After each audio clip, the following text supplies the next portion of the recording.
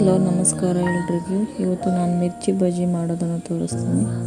ಇದಕ್ಕೆ ಬೇಕಾದಂಥ item 1 cup ಕಡಲೆ ಹಿಟ್ಟು, ಅರ್ಧ ಲಿಂಬೆಹಣ್ಣು ಹೋಳು, 1 ಚಮಚ ಉಪ್ಪು, 1 ಚಮಚ ಜೀರಿಗೆ, 1 ಚಮಚ ಅಜ್ವಾನ, ಅರ್ಧ ಚಮಚ ಸೋಡಾ ಪುಡಿ, 8 ಹಸಿಮೆಣಸಿನ್ಕಾಯಿ. ಹಿಟ್ಟನ್ನು ಕಲಿಸ್ಲಿಕ್ಕೆ ನೀರು, ಆಮೇಲೆ ಎಣ್ಣೆ ಕರಿಯೋಕ್ಕೆ, ಮೆಣಸಿನ್ಕಾಯಿ ಕರಿಯೋಕ್ಕೆ, 1 ಬಟ್ಲಕ್ಕೆ ಕಡಲೆ ಹಿಟ್ಟು ಹಾಕೊಳ್ಳಿ. ನಂತರ ಅಜ್ವಾನ, ಜೀರಿಗೆ, ಉಪ್ಪು, ಸೋಡಾ ಪುಡಿಯನ್ನು ಹಾಕಿ ಮಿಕ್ಸ್ ಮಾಡಿ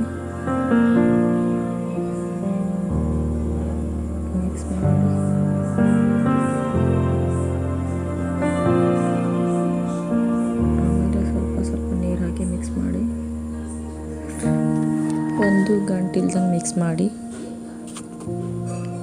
ಹಿಟ್ಟು ತೆಳ ಮಾಡ್ಕೋಬೇಡಿ, ತೆಳ್ಳಗೆ ಮಾಡ್ಕೊಂಡ್ರೆ ಮಿರ್ಚಿ ಮೇಲೆ ಇಟ್ಟು ಕುಂದ್ರೋದಿಲ್ಲ, ದಪ್ಪ ಬರಲ್ಲ ಮಿರ್ಚಿ. ನೋಡಿ ಈ ಥರ ಅರ್ಧಂಬರ್ಧ ಮಿರ್ಚಿ ಹಾಕಿ ನೋಡ್ರಿ. ಈ ಥರ ಮಿರ್ಚಿ ಫುಲ್ ಮುಣಗಬಾರ್ದು ಹಿಟ್ಟಲ್ಲಿ.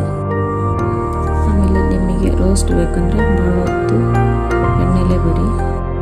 ನಮಗೆ ಜಾಸ್ತಿ ರೋಸ್ಟ್ ಬೇಡ, ಸ್ವಲ್ಪ ಮೆತ್ತಗೆ ಬೇಕು ನಮಗೆ.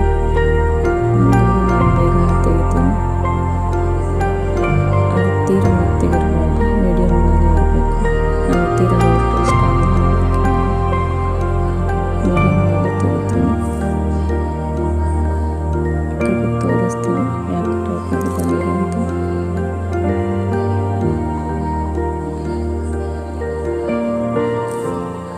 ಇದಾಗಿದೆ. ಈಗ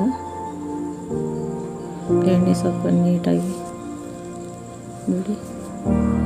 ನೋಡಿ ಈ ಟೈಪ್ನಲ್ಲಿ ಮುರಿದು ತೋರಿಸ್ತೀನಿ ನಾನು. ನಾನು ಸ್ವಲ್ಪ ಈ ಥರ ಮೆತ್ತಗಿರಬೇಕು, ಬಿಸಿ ಇತ್ತು ನೋಡಿ, ಮೆತ್ತಗಿರ್ಬೇಕು ನಮಗೆ. ಸ್ವಲ್ಪ ಮಂಡಕ್ಕಿ ಜೊತೆ ತಿನ್ನೋಕ್ಕೆ ತುಂಬ ಟೇಸ್ಟ್ ಇರುತ್ತೆ.